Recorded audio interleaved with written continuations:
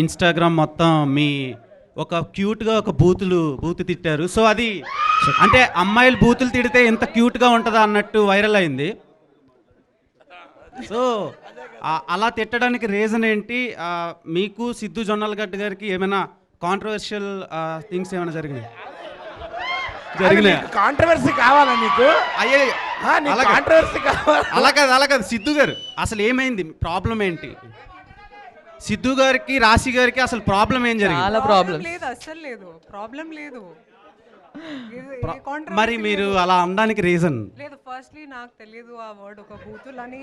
అది బూతే కదండి. నాకు తెలియదు, నేను చెప్తున్నాను. నాకు ఒక ఫ్రెండ్ పిలుస్తారు ఈ మాట. Okay. I thought it's like in cute.